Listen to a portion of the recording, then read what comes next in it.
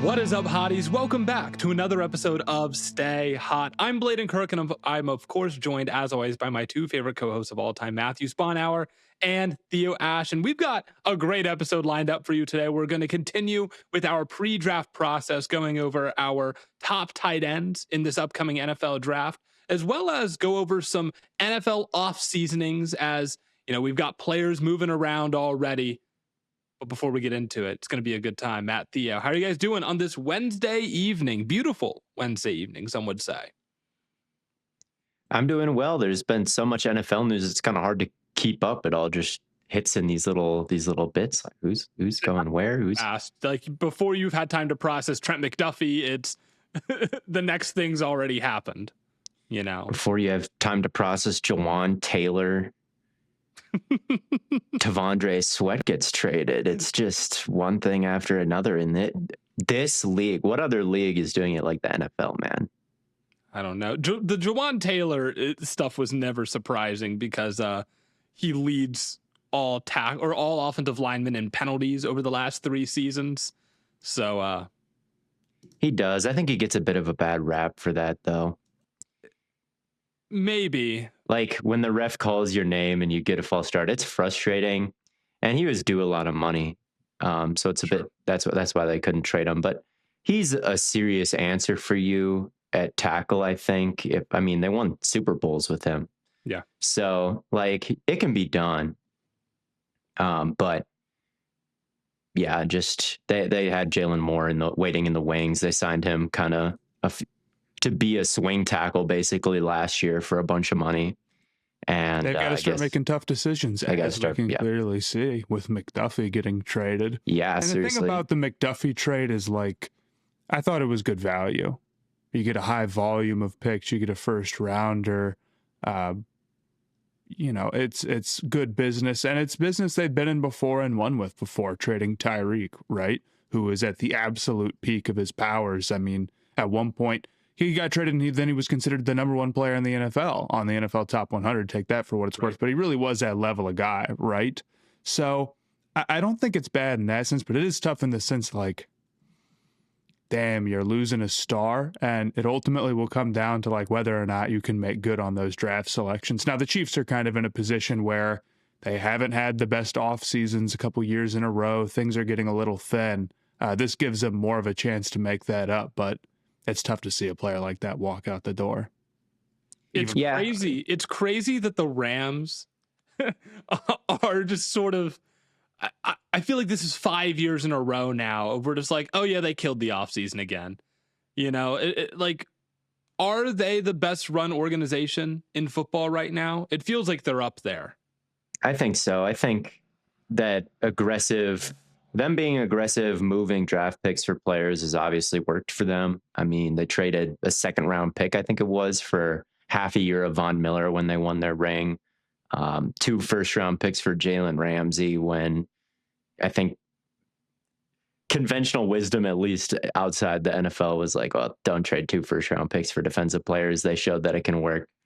And right now, I just feel like they're just a middle of the pack secondary in a lot of metrics, and they've got to start fixing that. And then they're going to be a complete team that can win the Super Bowl. And going back and watching some tape of their secondary after this trade, it's like, look, they've got guys who can punish bad passes. Like Kobe Durant last year had some great plays where he ripped the ball away. Cam Kitchens had some great picks. Even like Forbes, right? Had production.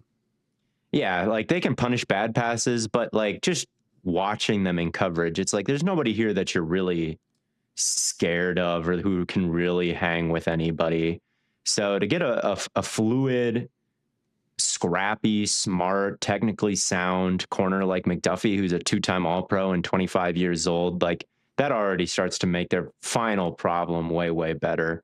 They played the 2nd most zone coverage snaps in the league outside of Jacksonville. And I think McDuffie, with his IQ of route combinations and the way he's able to just buzz around everywhere, is a great scheme fit. They still have the 13th overall pick. They can make the money work. Their window here with Stafford is very small. I get what the Chiefs are doing. And like, yeah, they traded Tyreek Hill, so no one's off the table. And they also traded L'Jarius Sneed, and that ended up being a great move. So I think it makes sense for both parties, but like you got to be more excited if you're a Rams fan always. Yeah, that's the nature of the trade. And I think part of what makes me feel a little bit better about this for the Rams is 29th pick in this draft doesn't feel as strong as it might in other years, right? I'll be interested to see what they do at 13 now. A lot of people, I know a lot of Rams fans talk as if, or have been talking as if, like, gotta go corner, pick one or pick two, like in the first round. It just absolutely has to be addressed. And McVay came out and said, like, you don't really want to be picking for need. You want to be picking the best player that you can. Now, the thing is that the best player on the board might very well still be a corner at 13 from the way that I see it falling a lot of times, at least on like the PFF mock draft simulator for whatever that's worth. But now I guess they're going to feel more open to take whatever they want to take rather than being shoehorned into taking a corner, even if I don't think that would be that bad of a thing at where they're picking. I had them doubling up at corner in my mock draft. I had them taking both Tennessee guys. I had them taking McCoy and Hood. That'd be fire. I really want them to do it anyway. Still, I mean, they still need outside. Would be so great. They probably still need an outside corner. I mean, McDuffie had his best season in 2023 when he was first team All-Pro and probably should have won Super Bowl MVP. He was a nickel that year, and he's bumped outside more the last 2 years and hasn't had quite the same results. So if you still want to go with a McCoy, if he's there at 13th, I'd be all for that. Just they were 27th in the league when quarterbacks targeted wide receivers guarding cornerbacks was the stat that I dug up earlier. So, JSN on a corner, whoever it is, Marvin Harrison Jr., they just were not really good at defending those sidelines with their cornerbacks, wide receivers with their cornerbacks. So one cornerback is not going to solve all those issues. You've got to get multiple because they attack the weak link. But certainly in zone coverage, it's going to help concentrate targets to the outside, and then you can plug those holes in the draft. They've also got 4 cornerback free agents. Kendrick's a free agent, Witherspoon's a free agent, Durant's a free agent, and McCreary's a free agent. So they had to overhaul that room, and it's about a 2-year window. I like it for them. I think it could easily win them the Super Bowl if McDuffie has a season like he did in 2023. He could get his Super Bowl MVP this time around. Yeah, he definitely could. So that's not the only move that happened, though. No. You had some other notes that you wanted to. Yeah, well, I want to ask you, Blaiden, Titus Howard, a Brown. You're feeling like the Lombardis may be coming to Cleveland and not LA? Oh yes, of course. We now have one warm body on the offensive line to protect Predator Watson or Shador Sanders or whoever the hell is back there throwing. I've seen a lot of people saying they want them to sign Kyler, which I'm like, okay, so he can die behind that offensive line, and but it could be for a minimum, sure. But I mean, it's hard to feel any sort of progress in Cleveland when there's just so many holes, I feel like, that need to be resolved on offense.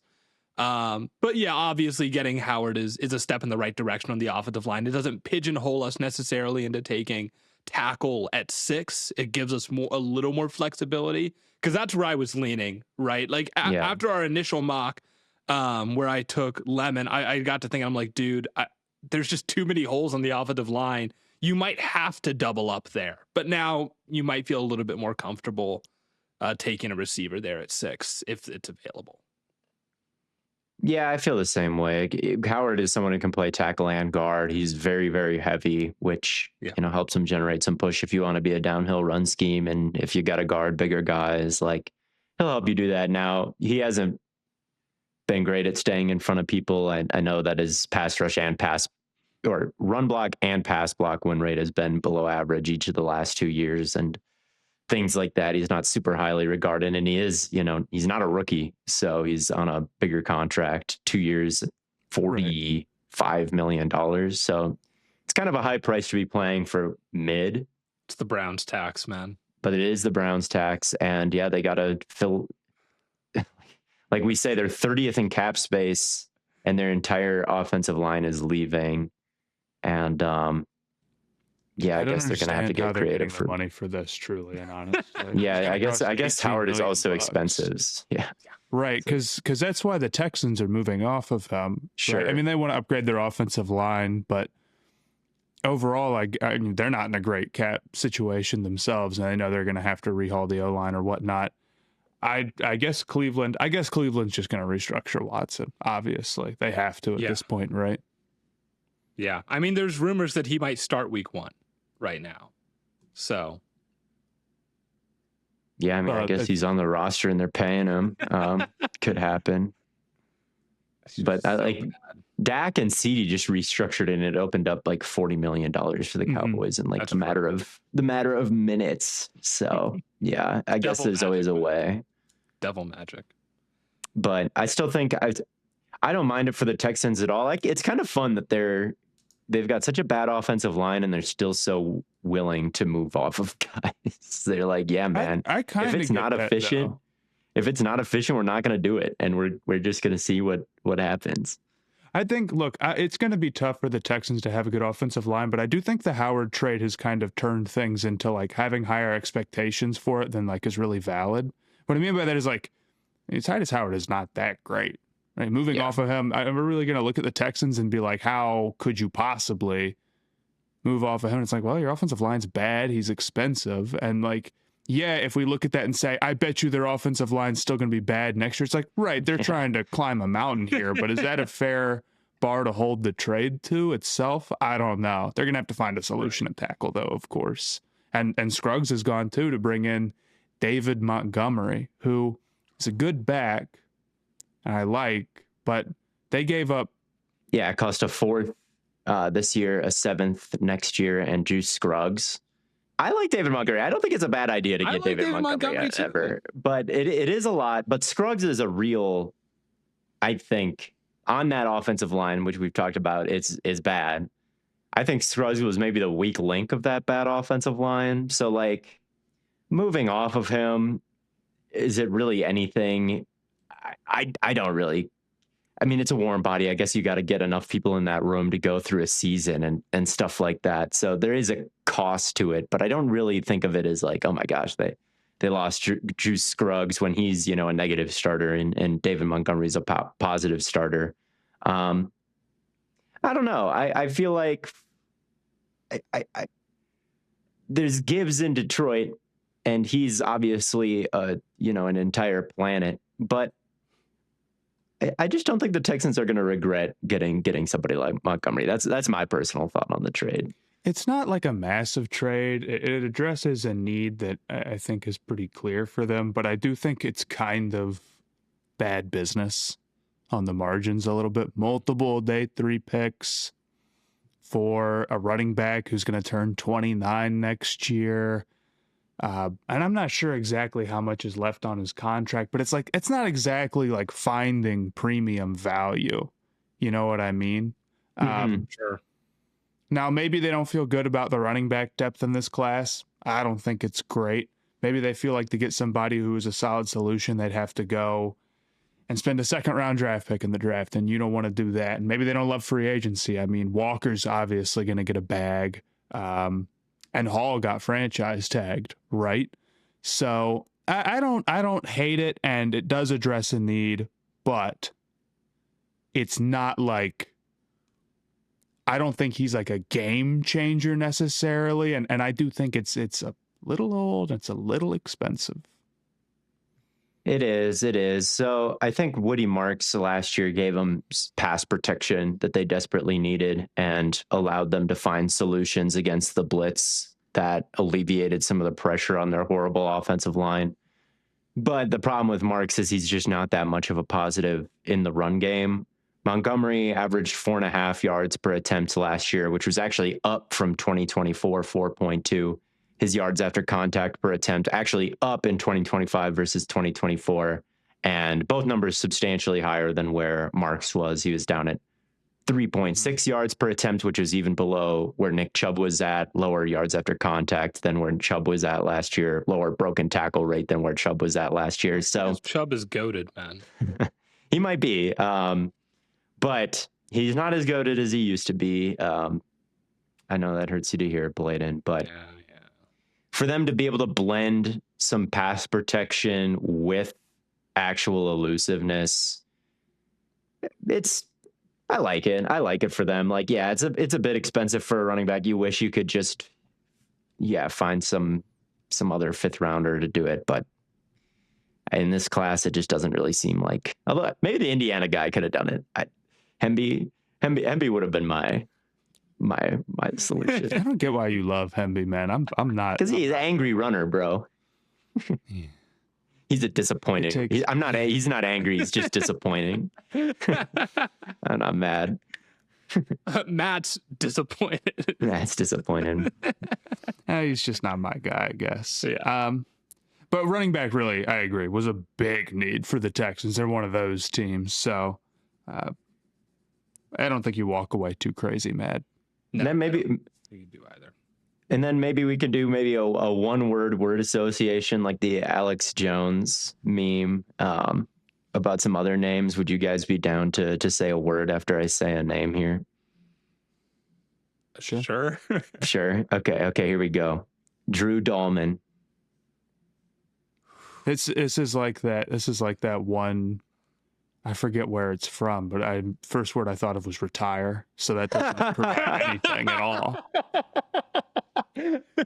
I just wanted to see if you'd say like quitter or like happy trails. Like I was wondering if you'd get that positive or negative. I mean, if we're going first word I thought of, it's retire. And if you ask me about Tavondre Sweat, it's going to be like big or strong or defensive tackle, maybe, if you let me get so.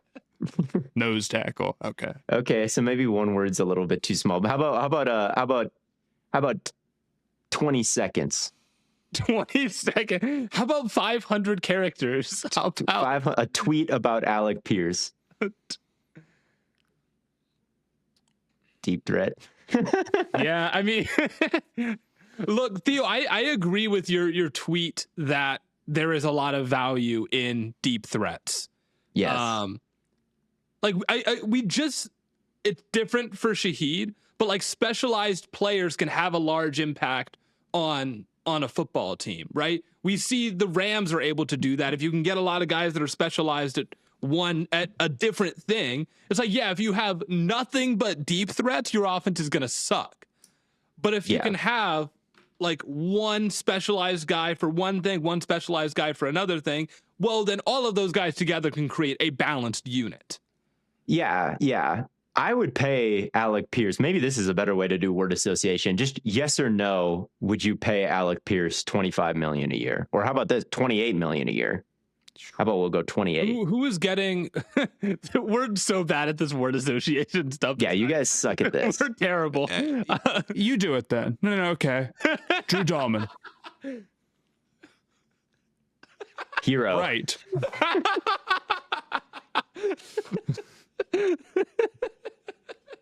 You didn't text us beforehand. You just pulled this one out at random, and it's like the one word is damn limiting, dude. It doesn't. It is. You can't say much. Alec Pierce, valuable. I would pay him. That's why we're putting our heads together. And you said you're one valuable. Okay, Let's move on. Now I'm gonna give the hypothetical, and then now you guys say yes or no, and you got to roll with me here. Alec Pierce, big money. Yes or no?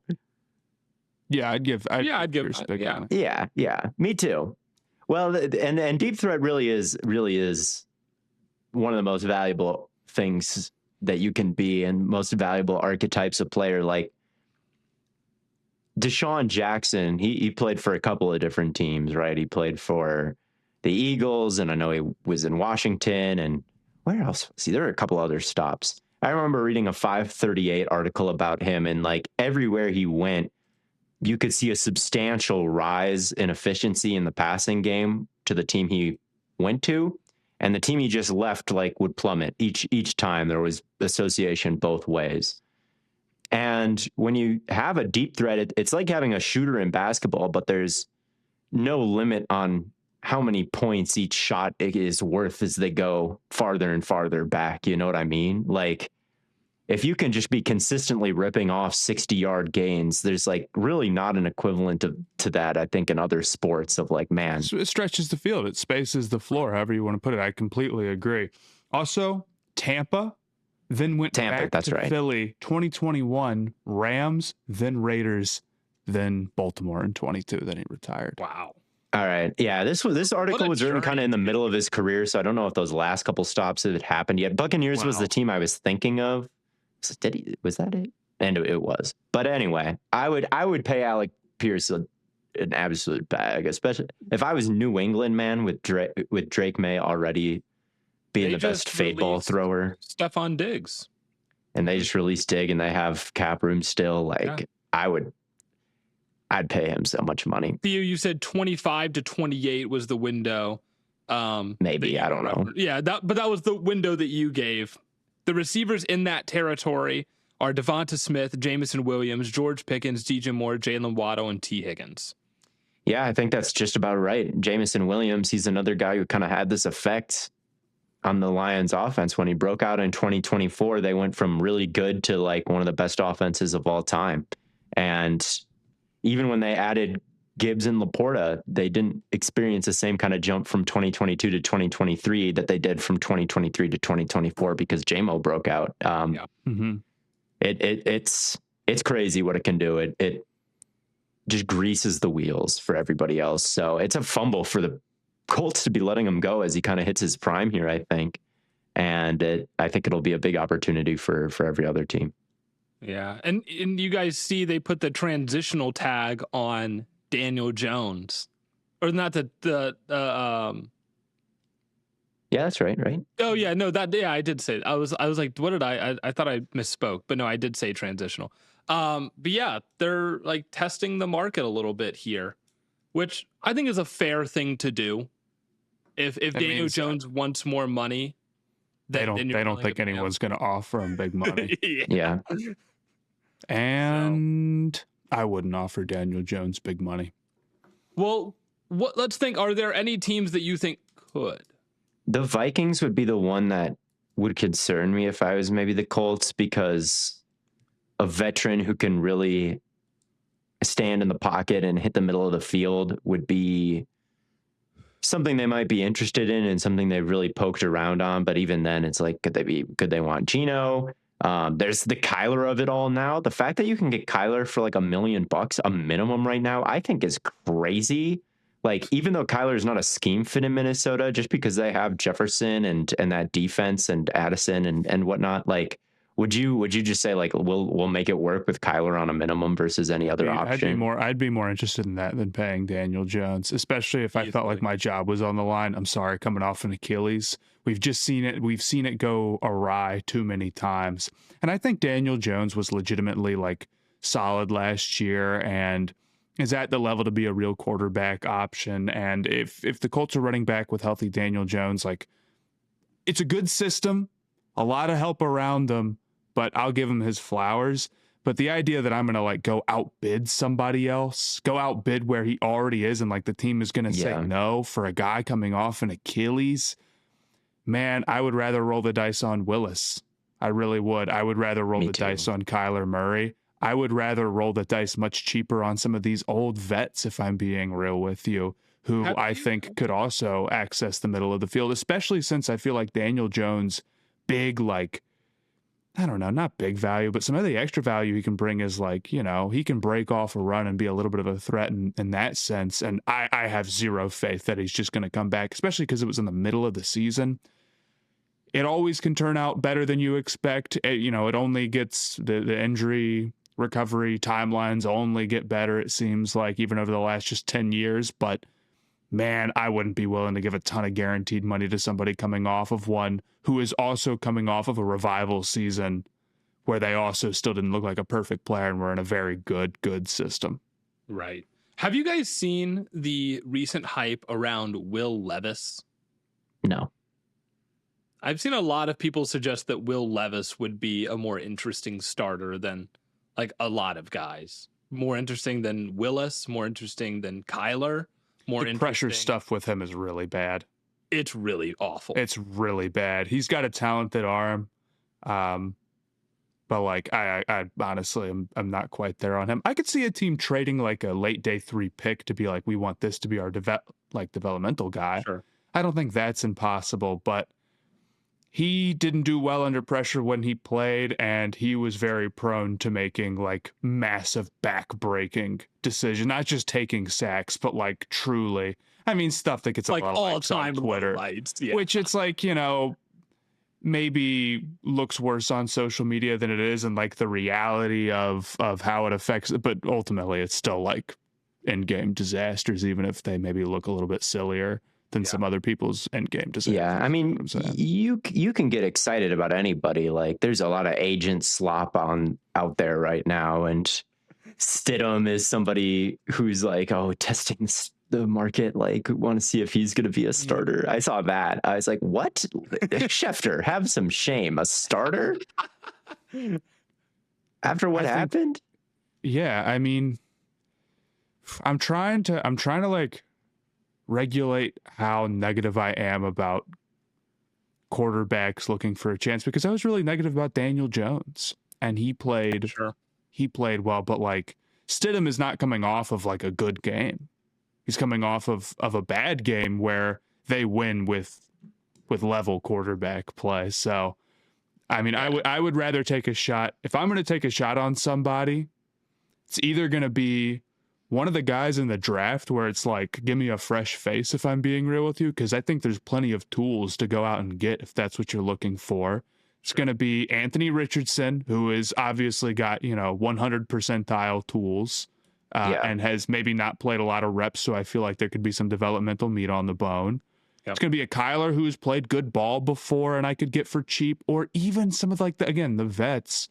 Could I get Geno for super cheap, who is only a year removed from being like a solid quarterback and is a couple years removed from being really good? I would probably rather do that. I'd take a shot on that, because at least looking back with Daniel Jones, hindsight 2020, he had like some good season. He had a good like season with the Giants. He got a big contract off of it, right? So, or Willis obviously is also another guy on this list. So if you're gonna be the next Sam Darnold or whatever, I want you to be a former top 10 pick at least.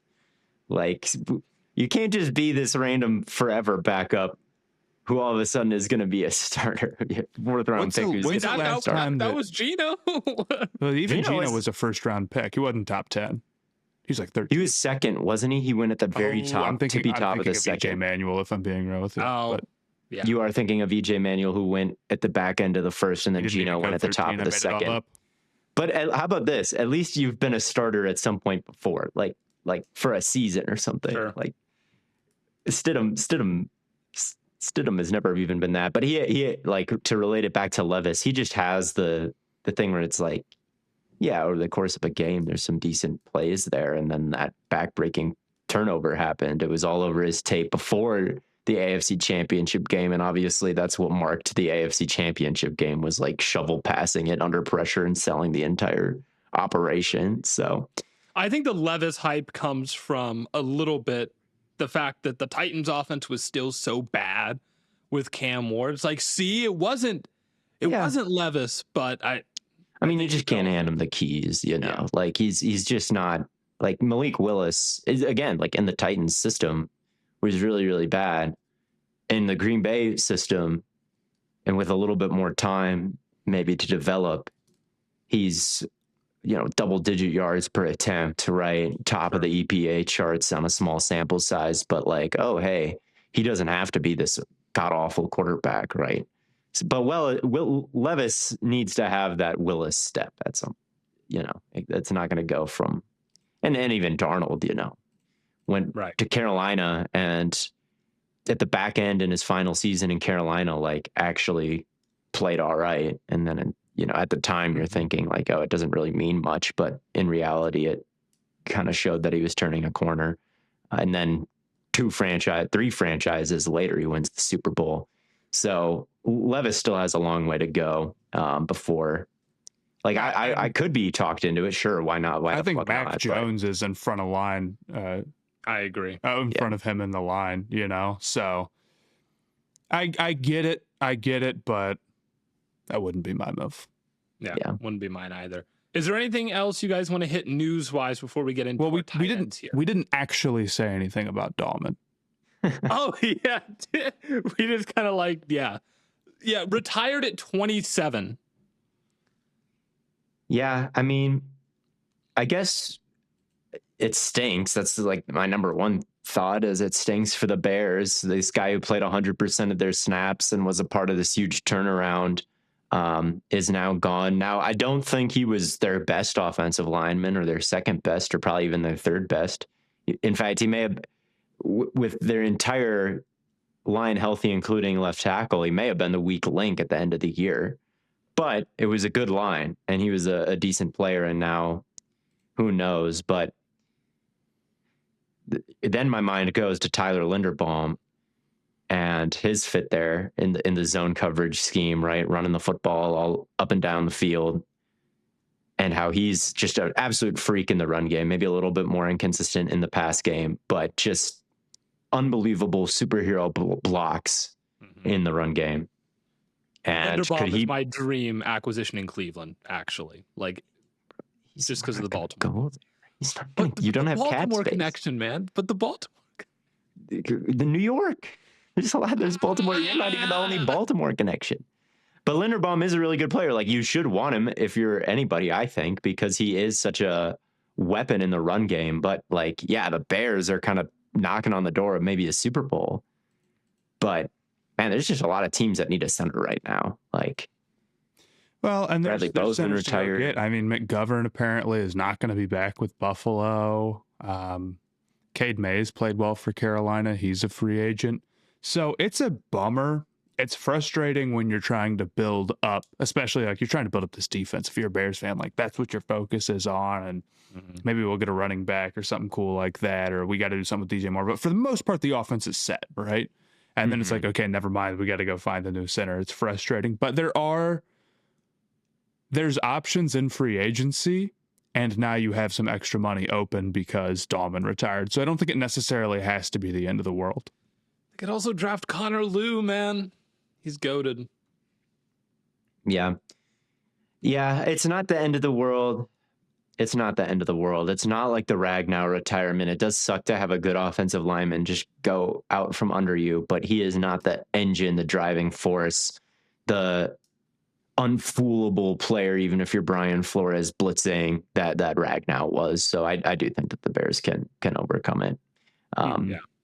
And I think that, man, Linderbaum is just going to get paid. He's going to get paid. If the Bills need the center and the Chargers, a contender, need a center, and the Ravens themselves need a center, and the Packers are probably cutting Elton Jenkins, and the Browns need a center, and the Panthers need a center, and who doesn't need a center? Like the Chiefs, and that's it. Center all of a sudden just became the most valuable position in football. Yeah, like the supply and demand curve for Linderbaum as he's hitting the free agency, like he is gonna get a fuckload of money, bro. Like, and he deserves it. I think he absolutely deserves it. I think so too. I think he's a pretty special talent at the center position, really. I do.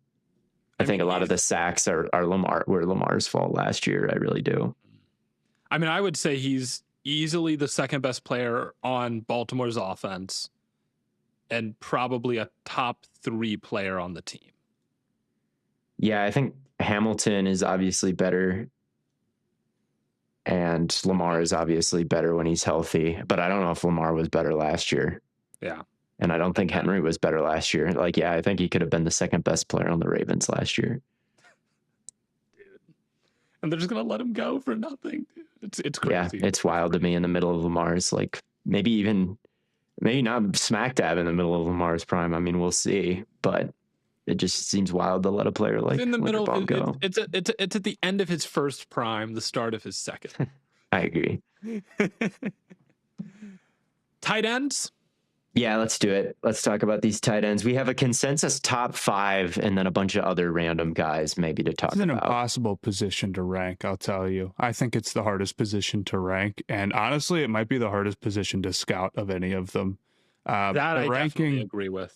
The ranking is brutally difficult because like the gap between different guys' roles is just so wide, even compared to like defensive line, like edge rushers, I guess, can have different roles, sort of. But like, man, it's not like tight end where I watch somebody, I'm like, they're just completely different. They're going to be used in different packages and asked to do totally different things. I mean, obviously, between a Michael Trigg and a Sam Roosh or whoever, right, or Roush. Yeah. So it's difficult to rank. At the end of the day, I sat down and I said, there's a top 2 and there's some other guys I like. That's how I really feel about the way that this board falls. And I kind of want to start at the top, actually. Who did you guys have as tight end 1? Before we say who our number 1 is, I'm just going to say I don't have a single first round grade on a tight end. Neither do I. I didn't think about what round grade I have on. I have Kenyon Siddiq at 1. I have Stowers. I also have Stowers. Is it Stowers or is it Stowers? It's Stowers. Stowers, okay. yeah. Stowers. It's close. I'd say the gap between them is pretty thin, but again, a lot of it comes down to the weighting. Siddiq has way more juice as a blocker, not even remotely close, and I think that's kind of natural. Stowers being this quarterback convert, and when you look at Stowers and you hear that story, that's so cool. Okay, so this guy is a quarterback who converted to tight end so they could get this guy on the field. You know you're going to get somebody who's a plus athlete, of course, as we saw at the combine. But immediately you have a couple of questions. Number 1, how is the route running? How nuanced is he going to be there as a quarterback convert? And number 2 is how is he catching the ball? Yeah. And I think the answer to those 2 questions are actually a pretty good route runner. Yep. And not really that great catching the ball. Yep, exactly. Great route runner, even though. Like, I thought he was a really fantastic route runner. But, yeah, definitely not great catching the ball and definitely not great blocking in line. And this is kind of a trend, not necessarily this specific archetype, but a trend that I see with a lot of these tight ends is like, oh, they've got this one really high-end trait. Yeah. But everything else is just awful. And the problem with being like, oh, you can be a good route runner. And like we saw Colston Loveland last year, outstanding route runner, but he also has really good hands and he's a really good inline blocker. So there's a lot to you can put together there that makes him better than just drafting a wide receiver. And the thing about Loveland too is that he was such a good route runner that like so many of these tight ends are like, well, I like them for wide receiver reasons, like you've seen that meme on Twitter or whatever. Right. Yeah. And then it's like, okay, so should I compare them as a route runner to other wide receivers? Because it ain't pretty, because they're not really quick like that. They're not really getting in and out of their breaks, and they sort of exist in this weirdo zone. Loveland was not like that at all, where it's like, no, he's just a fantastic route runner straight up. And I don't think Stowers is somebody who is in that weirdo zone either. He can really... I think he is as a route runner. He just doesn't have the contested catch or even the normal catch that Loveland has. I mean, he's not in the weirdo zone as a tweener, not as somebody who can't run. He can run routes. Yes, he runs great routes. He's just fully a big old wide receiver, but just a little bit freakier of an athlete to me than Siddiq. And where I really see it in the route running is like press off the line of scrimmage, right?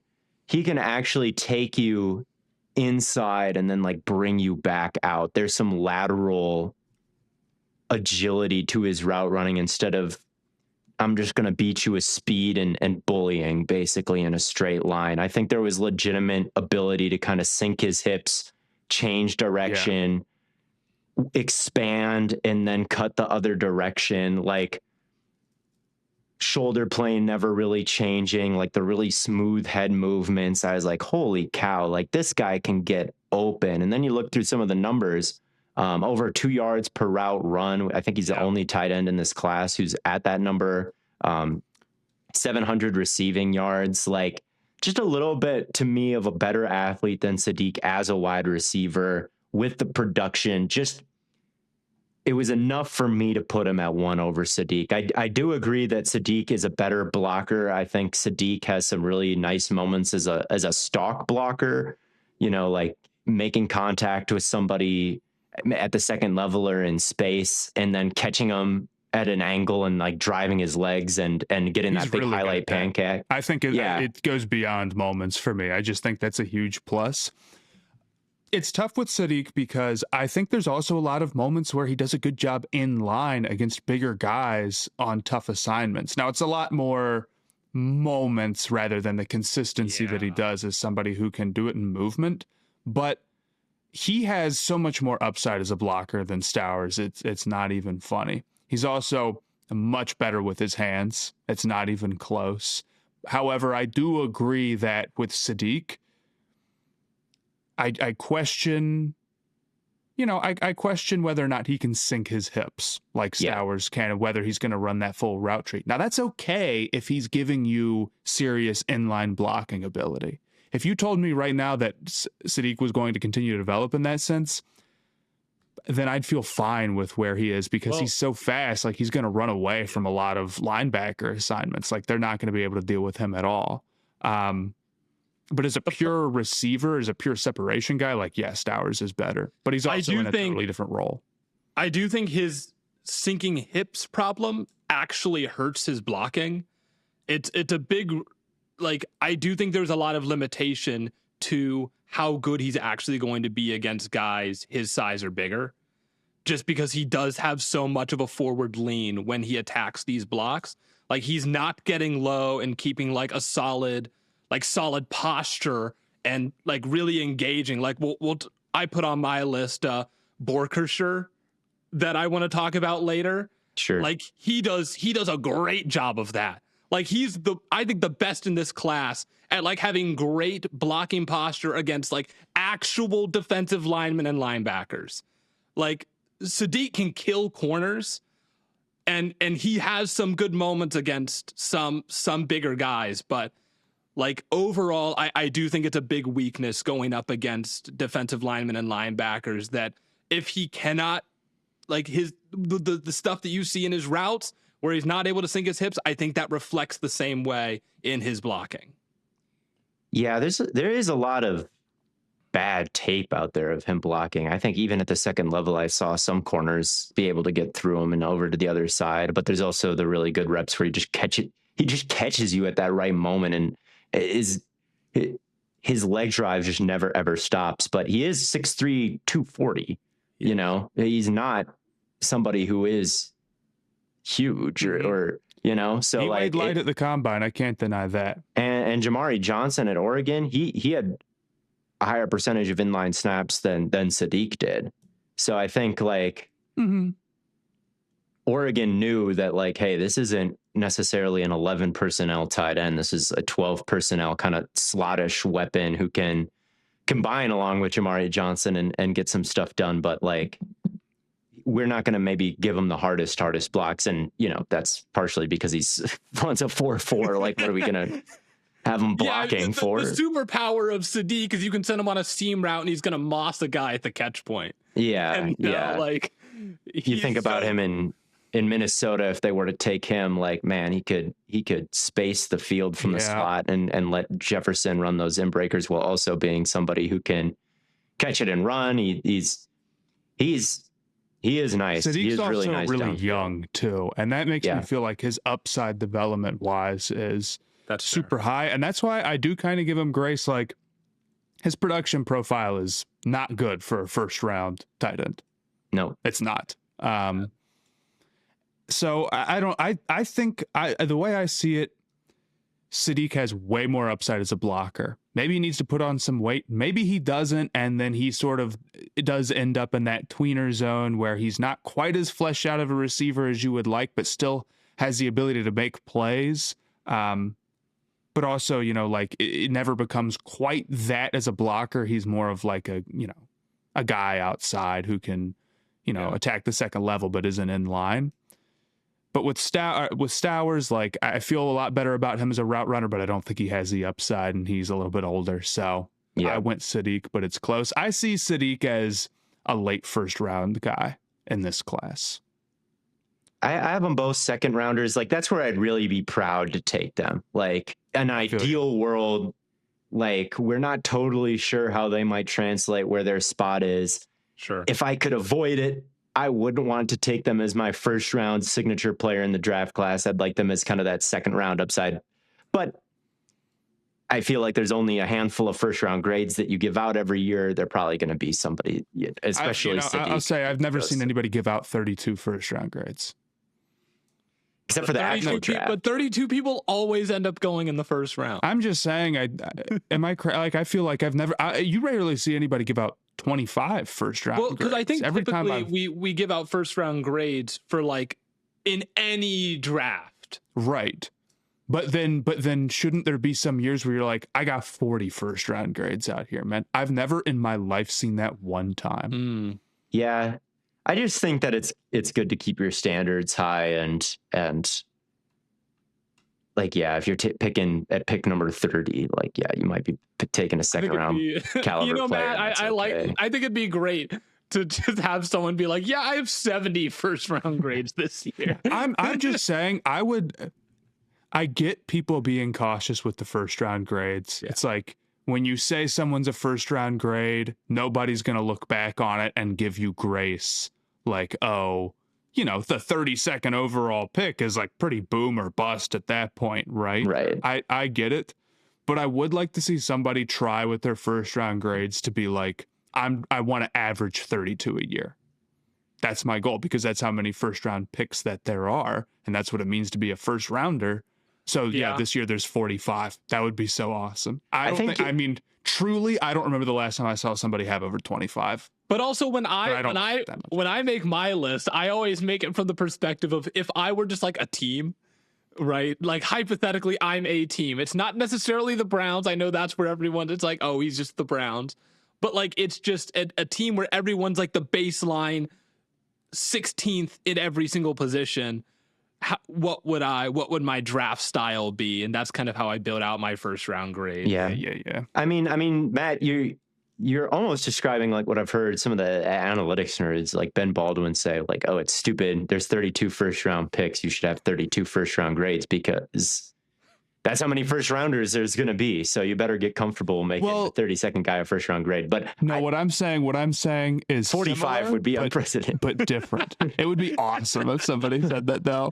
That's a great take that nobody has tapped into. I think that there's 50 first round grades in this class.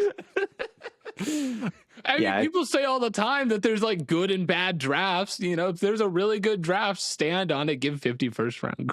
Yeah, I would be interested to ask some old timer who's been in the league forever. Like, was there That's ever honestly a a great question. I would love to know. I'm sure teams are just stingy, like with their first, like they're just stingy because they're only going to end up picking one guy or one or two. Yeah, I get it. I get it. But I'm just, every time I see like I have 7 first round grades, I kind of roll my eye a little bit. It's like, all right, okay. Ruben Bain is the only guy who should go in the first round. Right. It's like only Bain and only like the Downs of the world. It's like, no, that's not really, that's like top 10 then. But yeah.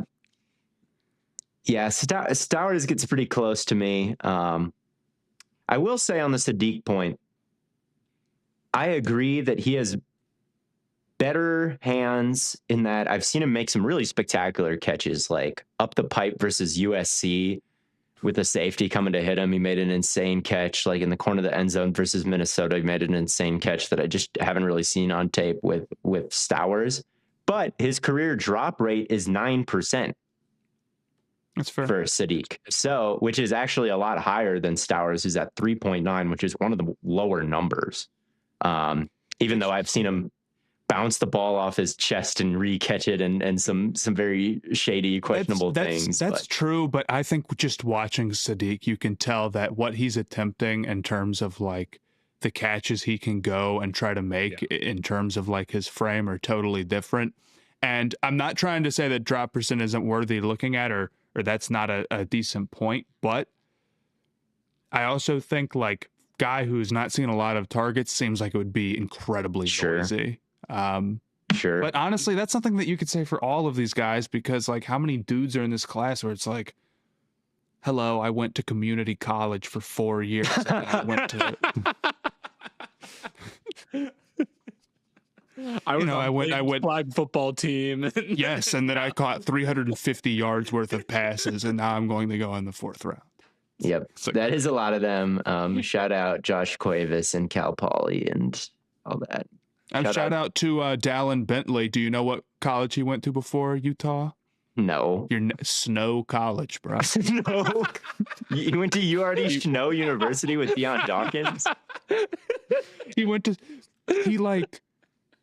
I was reading on Draft Pro. I was just looking at the bio, and I couldn't find this anywhere else. But apparently, like, he didn't play that much in high school, and then his senior season, he finally got a chance to start, and he broke his tibia on like his first catch. He's just like me. And then he like went on like a mission trip and was like, I'm done with football. And then he went to Snow College and walked on. And now he's Snow University. So wait, Matt, you're saying I could have gone to the NFL this whole time? You didn't take that path, but you should have tried to walk on at Miami. You're right. That's my own fault. I didn't lock in. Snow College. In-state tuition, $4.5K. It's a steal. Oh, guys. Mascot Buster the Badger. Did this just turn into a Snow College ad read? Anyway. It offers certificates and associate degrees along with bachelor's degrees in music, software engineering, and nursing. Hey. Is that it? Shout out. The library is a lovely place to study and get food. In parentheses, ice cream. Ice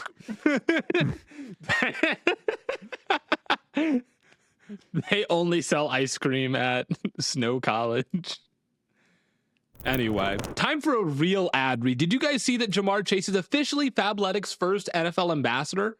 He just dropped his first collection, effortless tees, oversized hoodies, all the clean essentials you can lift in or just throw on for a chill day. It's exactly what you'd expect from a wide receiver one. Simple, sharp, and built to perform. And I've got to say, the quality is quite shocking. Fabletics pieces feel like the kind of high-end activewear you'd easily pay a couple $100 for, but you're going to get that same premium fit and durability for a fraction of the price. And the fit is truly dialed. Joggers that actually keep their shape, jackets that help you keep warm without being bulky. Everything is soft, breathable, and flexible. And dude, I'm looking at their website right now. And first of all, the cover art for these pictures of the outfits is fire. The photographer needs a raise, but also the outfits themselves are just tough. They just go crazy, man. They've got all the stuff that you really want. The oversized hoodie, it's clean. Neutral colors, minimal designs, looks like something you'd wear to a workout or just out and about. Plus, Fabletics has over 2 million VIP members and more than 100 retail stores. So it's not just some random online brand. People genuinely trust it. It's also not bland. Fabletics also has created deals. Also, oh my God, I can't talk today. Fabletics already has incredible deals, but we've got an exclusive one here for you at Stay Hot. You can get 80% off of everything when you sign up as a VIP, including Jamar Chase's first job. Just head on over to fabletics.com/stayhot, take the quick style quiz, and be sure to select Stay Hot when prompted to unlock your 80% off. Again, that's fabletics.com/stayhot. Sign up as a VIP and get 80% off today. Can I? Yeah. I got one more point on Snow College. Okay. So they played Community Christian College on November 1st this year. They won that game 101-6. Oh, hell yeah. So they won that game 101. I don't know if I've ever seen. Is this NAIA? Is that? I have no fucking idea what conference this is in. Their drive chart goes touchdown, interception, touchdown, touchdown, touchdown, touchdown, interception, touchdown, touchdown, touchdown, touchdown, touchdowns, touchdown, touchdown, touchdown, touchdown. Yes, I can see stats. Crazy. They breed demons at Snow College. They were up 90 and we're still going for it. Kanan Boswell had 8 carries for 135 yards and 2 touchdowns. Walter Collins had 7 carries for 70 yards and 2 touchdowns. South Regtrup had 4 carries for 39 yards and a touchdown. Porter Hadley had 1 attempt for 26 yards and a touchdown. Tui Tenielafo had 2 carries for 19 yards and a touchdown. Kime Fungupo had 1 carry, 17 yards, and a touchdown. That's everybody with rushing touchdowns, 8 total. Oh, it's JUCO. Okay. They Right, 'cause they're also community college. they also got 4 interceptions, which must have like all been pick sixes too. And then they had 3 passing touchdowns. 8 rushing touchdowns is pretty crazy. I'm looking at this. It's hard to imagine they scored 100 points in a game. They went 6-5. Like that just doesn't compute to me. When you put up 100 points, it says more about the opponent than it does about you at the JUCO level. Yeah. Yeah, probably. Yeah, I mean, one of those losses was to, I thought this was to Army. It's to Army Junior Varsity. Okay. I didn't know they had junior varsity in college. Losing to Army's JV team, man. It was a triple overtime dogfight. It was a triple overtime game. So how many I don't know. push-ups do you think they would have? They ended up doing at Army JV for going to triple OT. How many push-ups? They probably just did their normal routine. We used to. I remember like in high school, we used to run for like every point that we lost by. Really? And you stopped losing because you didn't want to run? No, we did not stop. Like what? I mean, we were just like normal team, the same, no matter what, you know. Yeah, people hated that shit, and then they would add on more if we talked during film. Like coaches, if I was a football coach, I would make it fun to go to practice. Yeah, that would be my strategy. I'd let everyone be on their phone for sure. I would say, look, if we lose a game, we'd be scrolling on TikTok. I'd say, this would be my pitch. I'd say, Tyler Linderbaum, you can be on your phone the whole time, bro. You think you already got it? You can. Kyler Murray, go on your phone clause. Kyler Murray video game clause, as in he can play them. We're gonna get you the Clash of Clan gyms ourselves, bro. That's how the Browns can sign Kyler. buying him DLC for COD or something. I know that it's the minimum, and I know that you are just gonna want to sign wherever gives you a chance to improve your legacy. But here in Cleveland, you can play as much COD as you want, bro. Just sign at the minimum. So true, man. Who did we have at tight end 3? Yeah, I had Claire. I had Claire as well. So I can understand having Claire. I like Claire. Really good route runner, right? Yes. Mm-hmm. Yes. I think I like Trig a little bit more. It's interesting. It's tough with Trig. I think he's one of the most interesting prospects in the draft. He's so exciting, man. He's much more of a sudden player than Claire. Claire's more of a fluid athlete, but I do think Claire is a good athlete. Claire really tried to put on weight and like play a little bit more in line. I mean, Ohio State wanted to get big and run the ball because they had all these receiving superstars and brought in this receiving, tight end superstar. What the fuck was with that, bro? Yeah, I don't know. Why did 89? But then they got CJ Donaldson to like lose weight truly, and they figured out running back eventually by the end of the year. Sure. Kaczmarek's a good player. Shout out to him. He'll be, he's kind of not at the same time. I think he's a fine blocker. He's a fine blocker, but he's a fine blocker does not need to be on the field more than Claire. Look, I know I'm preaching to the choir, but but like, why the fuck was Kaczmarek on the field and featured like more than Claire was? It was blowing my mind because Kaczmarek, like, yeah, he's a fine blocker, but it's these short little bursts of violence. It's like a helmet to helmet hit off after a pull. It's not even like sustained, like good technique blocking. It's like, this sudden jolt, and then it's kind of over. Like, he didn't even really stand out to me as someone who could like survive in the league as like a full-time blocker. And he's someone who had 200 receiving yards at Ohio.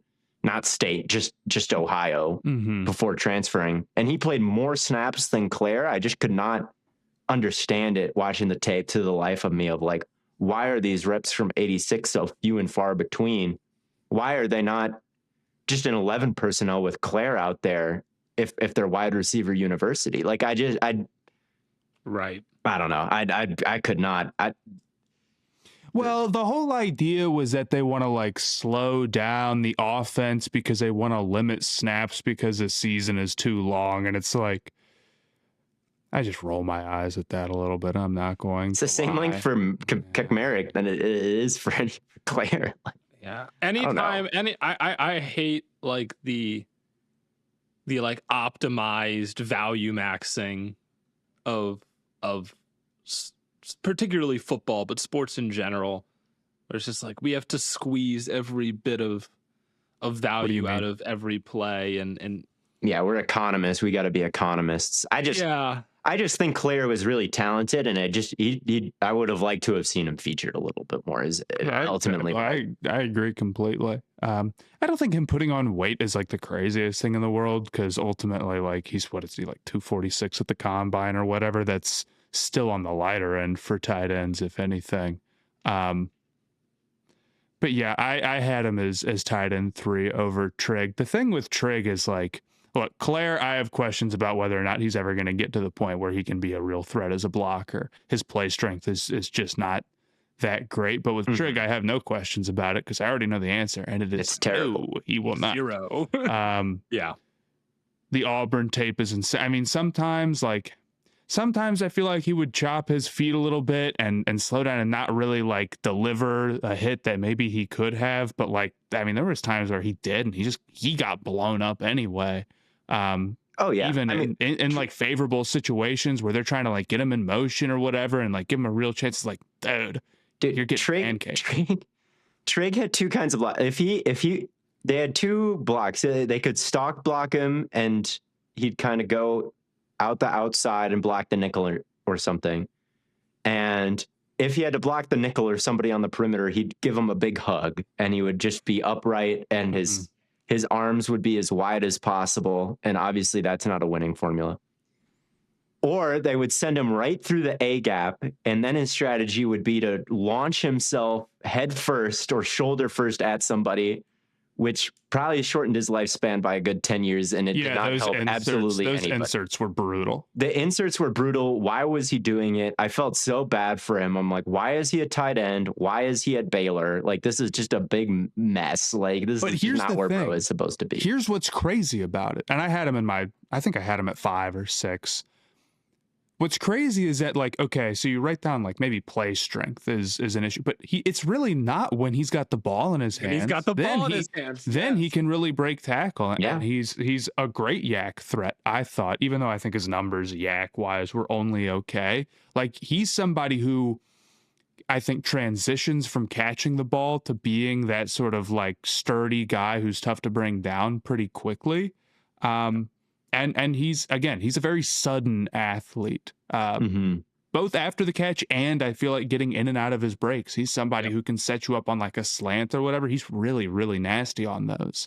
Plus, he's got like this really big frame with big hands, and he can extend to make these, a super highlight that go up with any body catches. And then I think he also had like 10 drops last year or something. Yeah, 10.7% drop rate, just terrible. 1 out of 10 targets. He's the most polarizing player probably in this class. The ball tracking is good though, so it's like it's a really weird mix of strengths and weaknesses for him. I would say that like sometimes in his routes, if people can get hands on him, then he can get moved, and then I would say no, the play strength is an issue.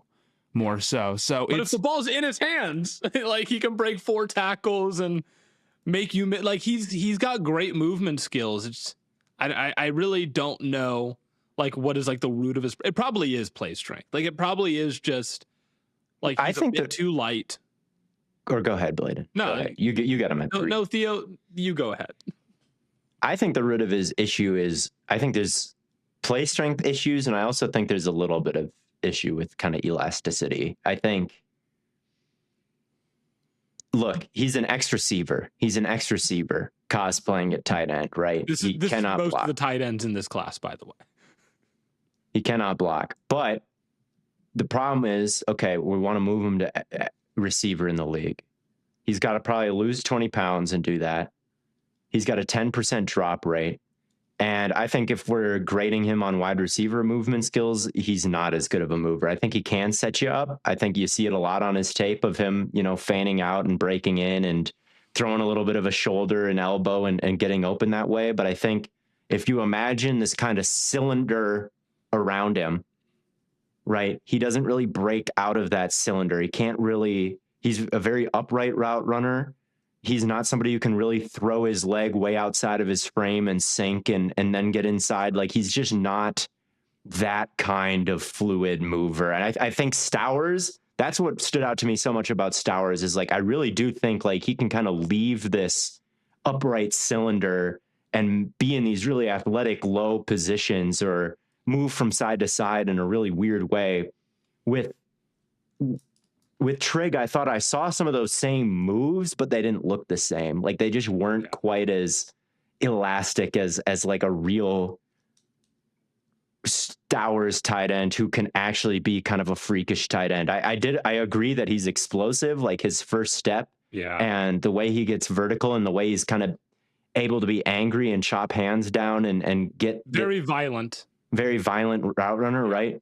And he's got the long arms, so even though he's got some sort of fluidity issues, I think like his catch radius is so big that he doesn't even need to be that fluid to make some of these catches. Like, he just has the longest wingspan at the combine, so like, hey, he's just got that reach. But he only had a 40% contested catch percentage at Baylor, so he's not even great in those situations. I think, again, because of some fluidity issues, he can't block.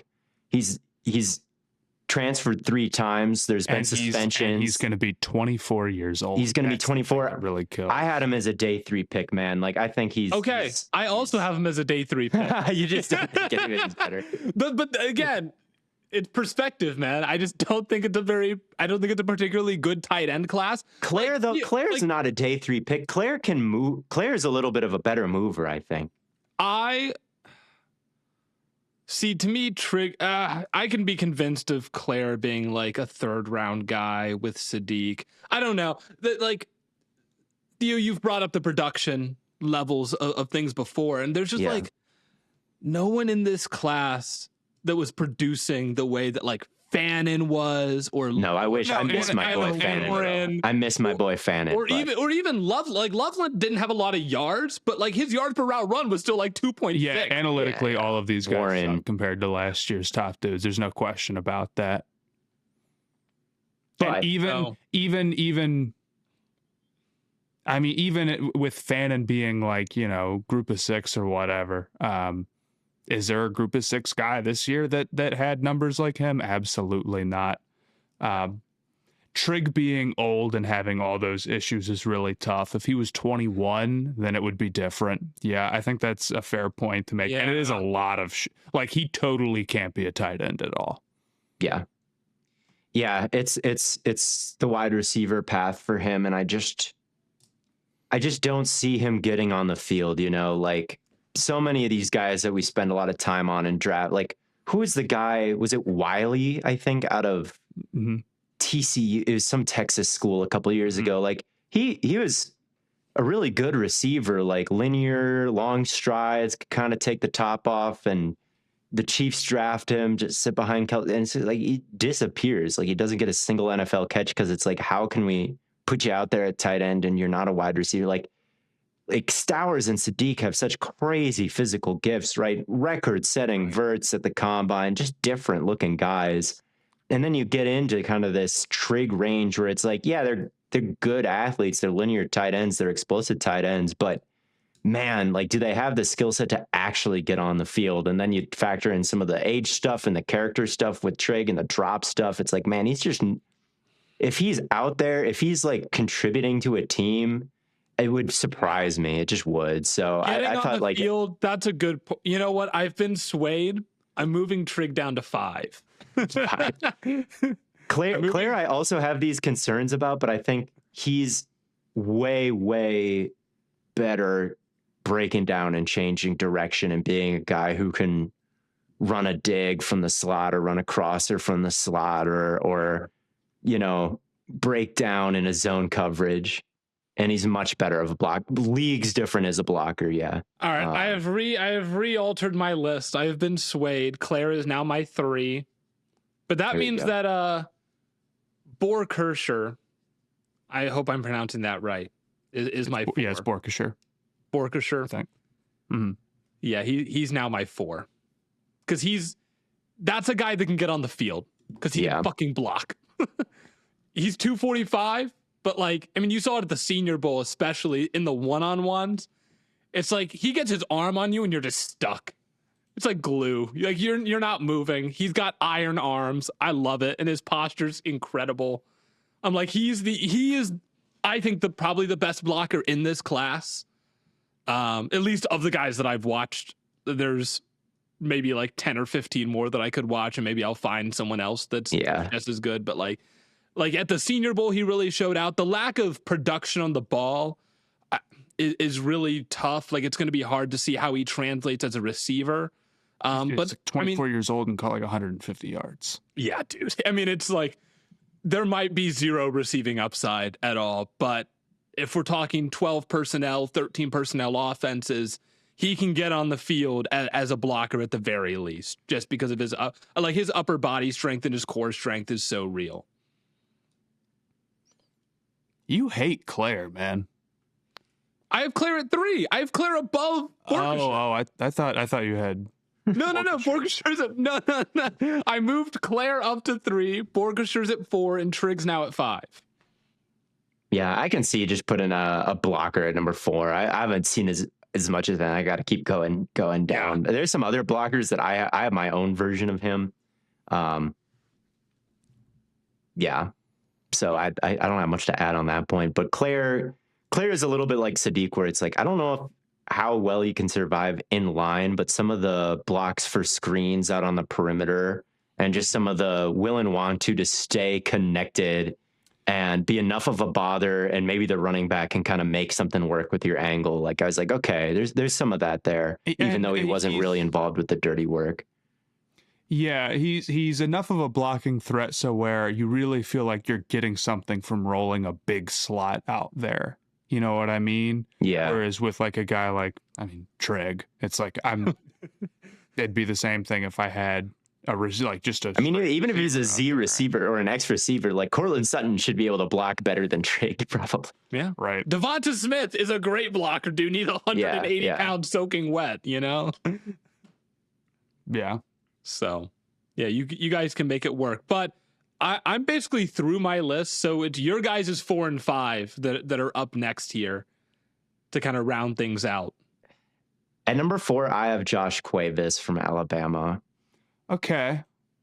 Talk to me about that then. I have Justin Joly. Okay. Cuevas, I just thought was kind of that guy who you're playing backyard football and you're going through their stats, and there's that one guy who's kind of I guess Cuevas isn't middle at everything, but he just seemed a little bit more well-rounded than some of the other guys I was watching who may just be blockers or may just be receivers. I thought Cuevas he's light. He's not a fantastic blocker, but he just had good technique. On chip help, he was an actual presence, which I thought kind of separated him from Jolie a little bit, where like Cuevas was knocking guys down a little bit. He was becoming an obstacle. I thought he had a good sense of timing of like how long to stay on it and when to get off. I thought he was really good after the catch. Like, he could juke you out. He could run between two guys and kind of keep going. He hurdled you. Like, he seemed fast. So he seemed like a bit of an issue with the ball in his hands. That speed, I didn't think he was a crazy route runner. He definitely doesn't have the setup ability of a Stowers at all. But I thought that he had enough speed to be something there as someone who can stretch zones vertically and just had feel for zone and feel for the quarterback scramble and all that. Didn't have a crazy catch rate or a bunch of crazy stuff all over his tape. And first play I watched against Oklahoma, he dropped it, which kind of stunk, but he locked in after that. So hands, maybe just okay. A lot of things were just okay with him, but I thought he looked like someone who could be a low-end 11 personnel starter to me, or a good backup, or I don't know. I thought with Jolie, I thought he looked a little bit smaller on tape and not as good of a blocker. Certainly. I think kind of got in that bucket to him as a route runner, personally. Yeah. My issue with Cuevas is I honestly thought the short arms really showed up on tape. Yeah. And sometimes with the blocking, I think it was just tough for him to sustain or Yeah, it really was. He's not a good like blocker. He's just get the first punch. And so I thought he kind of leaned because of that, and it affected everything. And as somebody who, 245 is already like pretty light, I think, for inline, it's tough to then overcome the short arms as well. Yeah. But I did see a lot of what you saw in the receiving game, so I don't hate that. Yeah, definitely. And maybe I'm coping, but I thought he looked a little bit heavier than 245 on the tape, and I thought maybe he dropped some weight to run fast, and he did run really fast. He ran the 3-cone too, so and he ran the 3-cone. Shout out to him. He looked good at the Senior Bowl, and I just think he's a no nonsense like pro guy. Like everything he does seems. I just saw an interview. I just saw some short form TikTok thing about well, who's this best celebrity poker player, and they asked some pro poker player who's the best celebrity poker player, and he said Kevin Hart. And then the reason he used of why Kevin Hart is such a good poker player is he's reasonable. Like he doesn't go all in. Maybe he folds at the right time. He does like that to me is Cuevas. Like he's reasonable. Like everything he does is within his own skill set. I think he's like a helpful force for the tackles when he's chipping. He's a helpful force for the running back when he's blocking. Like he doesn't get in their way or like do anything like stupid. He's just a reasonable ass tight end. So I enjoyed his tape. I thought he did a good job at the Senior Bowl, like not running like TikTok routes and just getting to where he needed to be and catching it. And I'm like, what the fuck? This is kind of a weak tight end class. I'm enjoying my time watching Cuevas. Like I'll put him fucking up there. I think it's, to me, I think it's the top two. I think Claire is pretty high up there, and then you start getting into the flavors pretty heavily. And there's a number of guys. Joe Lee, I think, is a really nice mover. I mean, he's a wide receiver convert. He was recruited as a wide receiver. So there's definitely like some questions about where he could be as a blocker. I don't think he's selling himself as an inline blocker. But he's certainly not as far off as somebody like Trigger, whatever, although he weighed 241 at the combine. So yeah, and he looks, I thought he looked substantially smaller than Cuevas on tape. Like I'm not really sure that's a five difference. Dude. Yeah, I don't think his base is that big. It's hard to imagine him holding up, but I thought he was really talented in and out of his breaks, and I took notice to that. I thought he had a good feel for zone, and I will say it seems like he has a lot of juice after the catch, but he's one of those guys that can kind of maybe juke themselves into a standstill, if you know what I mean, and then not end up like going anywhere. Like he's not gonna take what can be given, and sometimes that's nice. Sometimes tight ends like have no creation ability after the catch whatsoever outside of like, I'm going to run forward and hope I'm bigger than the guy who's in front of me, and that's enough, which isn't always bad. But like, he is a little bit too far in the other direction, but he's been producing for a while in college, and he's young, and I think that is, I think it's important. And he caught a lot. That was my number one note on him is like, man, some of the ways he's able to concentrate with hands flashing in front of him and in a crowd and make a hands catch above him. To me, that was the number one thing that stood out about Julie. I'm not quite as high on maybe his route running and yak as you, but that was the number one thing to me. Well, I'm actually, I think the route running is good. The yak, I'm like, it could be good. There's potential for yak, but it needs like he needs like a mentality change. It's weird because I like the route running looks good. I'm like, oh, this is a lanky guy that can kind of run routes and he catches the ball. And I'm like, what are you doing, dog? Like, chill out, relax, take a breath. It's very odd to watch, and so that's kind of why he would probably be at like 6 for me, just because he was a weird watch for me. Again, just so small. And again, Cuevas might just be too small too. Technique is I think measured Cuevas is probably also too small to be an inline guy. So maybe all these guys are just lost in. I mean, almost everybody weighed sub 250. Almost. I mean, almost all the major guys. The average weight of this tight end class was 243 pounds. That's crazy. It's I think it's a pound and a half lighter than it was last year. It's 5 pounds lighter than 2023. Wow. Yeah. So, yeah, I guess that's that. They did have somebody at NC State when Jolie went off the field. Cody Hardy would come on the field, number 44. He had what, like 82 yards or something. I was texting Blaiden the top. We were gonna do top 10, and then we realized that there's just two. That gets too blurry after the top 5. But one of the guys I have on my list is Cody Hardy, who is Jolie's backup at NC State. And when he came on the field, I actually got more excited because I was like, here's a real kind of H-back blocking type who could stick around the league in a Jackson Hawes type way of just like block, play action, pop pass. Josh Allen throws it to you 3 times and it's 3 touchdowns. Number 44, he had some crazy body control moments, like out on the perimeter, grabbing a DB and like twisting his body, like finishing the play, like body control. It's the opposite of the 89 on Ohio State. What I keep forgetting his name. Carmerick. Carmerick is all like, I'm just gonna again spear you, give you kind of a drive-by shoulder.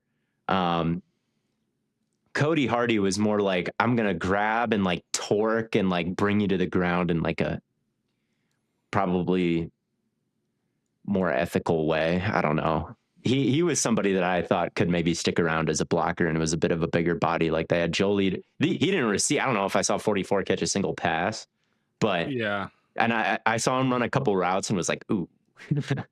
But as a like a 25 stats, 6 catches, 83 yards. Fuck, bro, is it that low? He's on the field a lot. He's 6'4", 268 though. What's the yards per route run? Can you pull it up for us by any chance? Yeah, let me. Maybe there's just. Dude, I don't even know. Yeah, I don't even know if that's gonna be possible. Okay, let me turn off my minimum targets filter real quick. Yeah, you're gonna have to. Okay, Cody Hardy at NC State. We'll go to receiving here. He's at I got this. A 0% drop rate. Let's stay excited here for a second.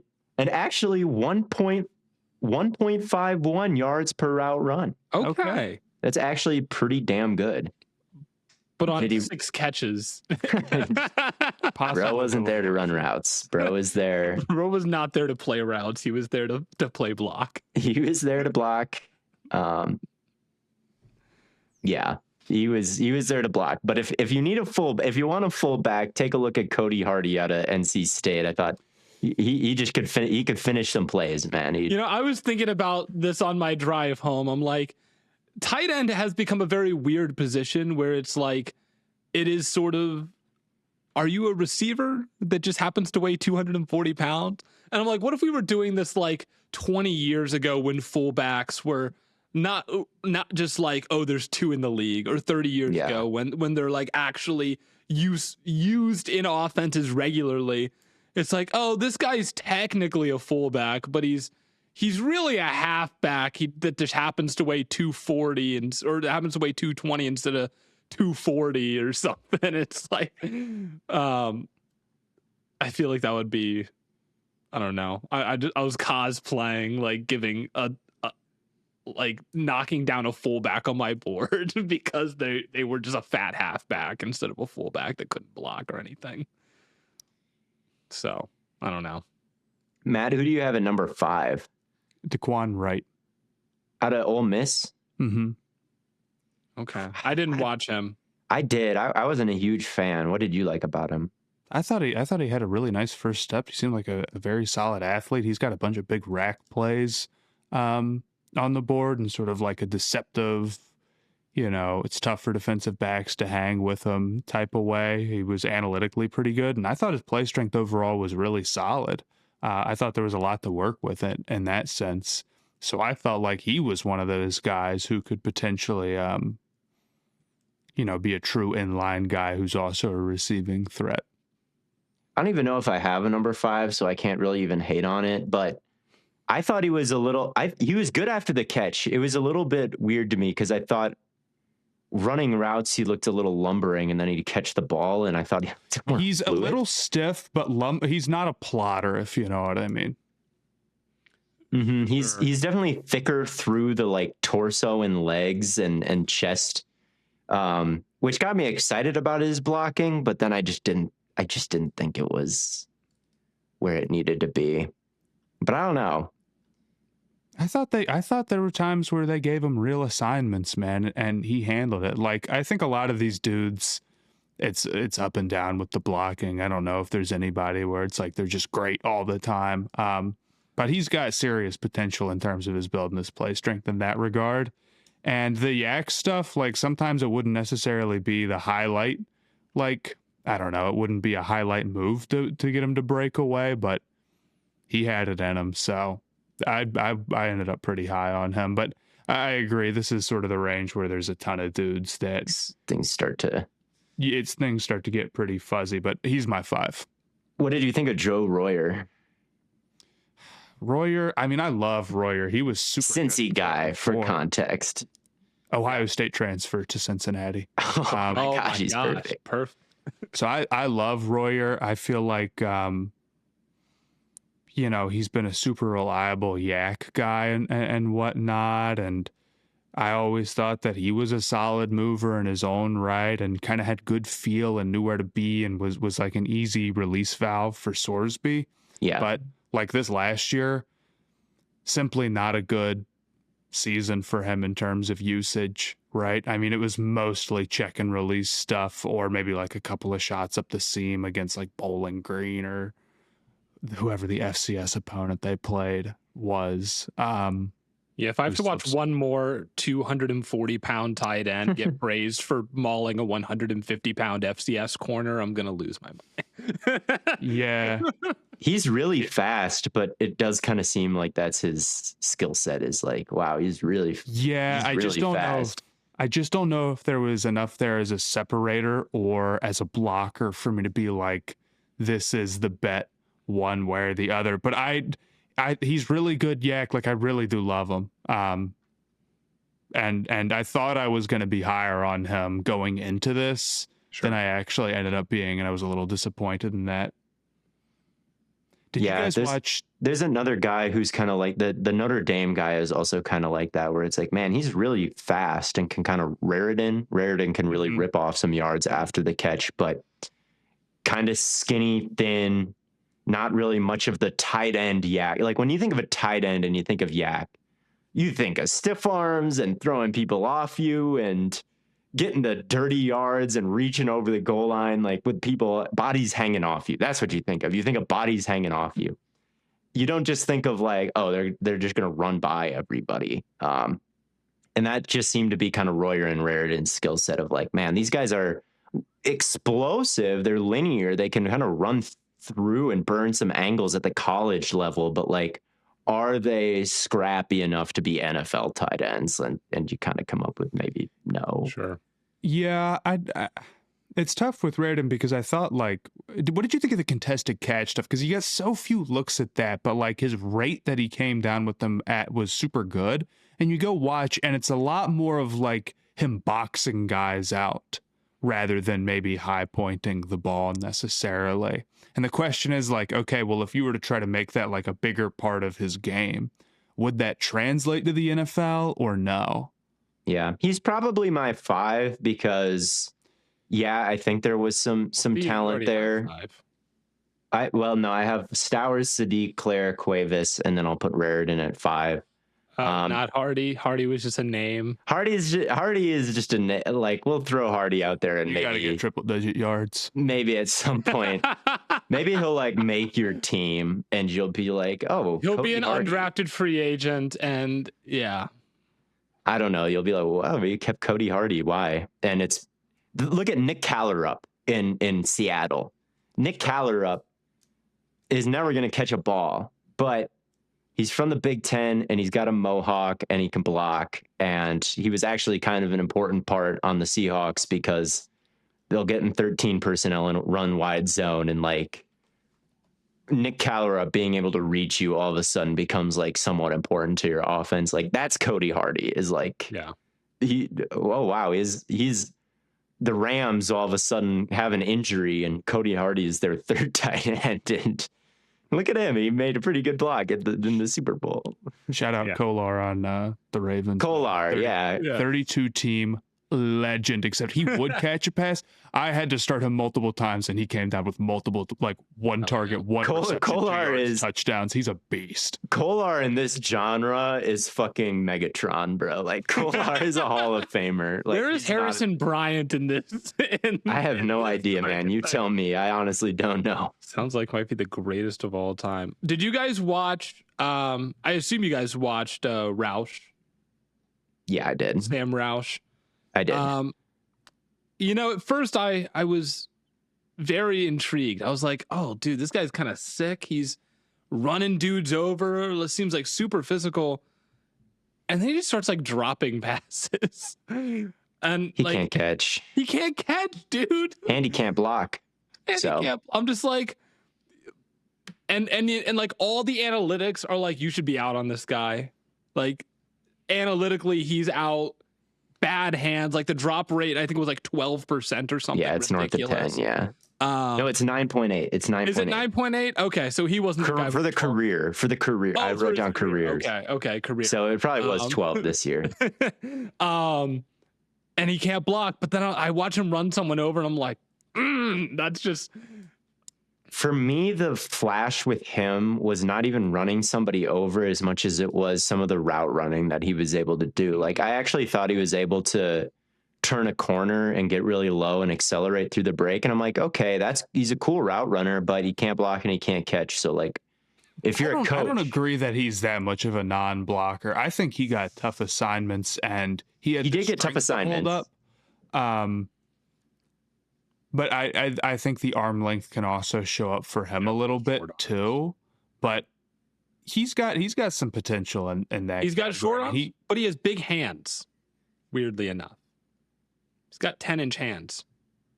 His blocking to me, I thought his technique was bad. I thought he got wide on his. Even though he's got short arms, he should be really good at keeping himself kind of narrow and stabbing you with a tight punch right to your frame, but he would get wide. And I always felt like it took him a while just to get in the spot where he wanted to be. Like he'd kind of always kind of push and then reattach and try to, feel his way to the perfect position. And just by that time, like, man, the running back needed a lane, 2 seconds ago. And you kind of just weren't really moving people until, that first part of the engagement is so mundane with him and it's so tentative that I just thought like there was one play I saw, he almost tackled the running back himself because like it was just in the gap and eventually got turned around by the defender and like the running back was right on him. For somebody who had a 10 RAS and is like 260 pounds and is an inline guy. The thing is he's like the only guy who's like north of 260 in this class. I was just expecting a really good blocker, and I just didn't think that I thought he was. Yeah. I didn't think he projected to be a really good blocker. But he did run really good routes, I thought. I thought that if there's something interesting with him, there is sort of that athletic floor. I thought he was fluid on some of the underneath stuff. I agree with that. Yeah. And I'm pretty sure he did all of the drills. Yeah. At the combine, because he did 3-cone. He had a very good vertical, very good broad jump. Ran a 4.7 at, again, 267 pounds, which was pretty nice. He's got 10-inch hands, which is pretty good as well. So, yeah, I mean, there's things to like there, but I don't know. I'm finding it hard to be like all in on him and put him in my top 5. So. Yeah, I'm like, where I'm just imagining him in a practice situation, and there's like it's training camp, and there's 8 tight ends. It's like they throw him in there, and he might be struggling to block a little bit, and then they throw him the ball, and he drops it. He gets cut. Like, these are the things. Same thing with Trig is like, okay, if you struggle blocking and you have a huge drop rate, like, are you even going to make it through training camp as a tight end? Sure. I don't know. Yeah. Is there anyone else you guys want to talk about? I think I had anybody. The TCU guy is kind of fun. I want to watch a little bit more of him, like DJ Edwards. I haven't watched him on tape, but I watched him at the Senior Bowl, and he has like no neck and short arms and like a barrel chest. And it's like, oh, what are we about to see here? He's weird. He's just weird. He's just a weird player. Like, stumpiest tight end ever. Does not look athletic whatsoever. One of the highest broken tackle rates in the class. And he was blocking pretty well at the combine, I thought, or at not the combine, the Senior Bowl. So I want to look at him a little bit more, DJ Edwards out of TCU, but I don't really have any report on him. Yeah, I wanted to watch Tanner Koziel. I watched him out of Houston. What do you think? I think he's really interesting. He's got fantastic hands and a huge frame. I mean, he's got really, really, really good hands. I think he was like 3rd in total contested catches in all of college football. Oh yeah. Why were they all contested there? Well, he's kind of a lumbering guy a little bit. But it's interesting. He analytically, like in terms of his efficiency, it was really good, and he really does come down with a lot of it. I think it's tough for linebackers because, like, even on these underneath routes, when he sits down, there's so much gravity towards him to try to stop it because, like, he's really strong and can catch really outside of his frame, and it's always hands all the time. But he's a giant, and I just wonder like how that works blocking wise for him, because I didn't think he looked like special in that regard on tape. Sure. And his RAS was good, but I mean, it was like 9 point something or whatever without, agility, and he had a nice vert, and a 4.7 is not a bad time at all. But I'm interested in if he finds a receiving role at the NFL level. He's a very strongly archetyped player, if you know what I mean. And I'm always drawn to dudes like that, so I'm kind of rooting for him. The analytics looked really good on him as well. Like, Matt, you mentioned 20 contested catches on 27 contested targets and 2.26 yards per route run. Like, it's pretty special. And I think he was second only behind Stowers for total yards by tight ends this year. So, yeah, that does sound good. I'll have to watch him. But yeah, I don't have anyone else. So I think we can call head out of here. Oh yeah, we'll get out of here then. We'll give the people some time back here at an hour and 40 minutes. Yep. Thank you all so much for tuning in to another episode of Stay Hot. If you haven't already, make sure you check out the Stay Hot Patreon for additional content there. Matt and Theo just did an advice episode. I saw the like post about it beforehand, and I was like, oh, this is going to be interesting. I'm curious to see how that goes. Is Jokic still the best in the world plus advice? Is Jokic if you want to be a sports creator, we tell you how to do it. And And awesome. Other things. Yeah, there's NBA content on the Patreon. There's film breakdowns. Every once in a while I'll do like a Minecraft live stream or something.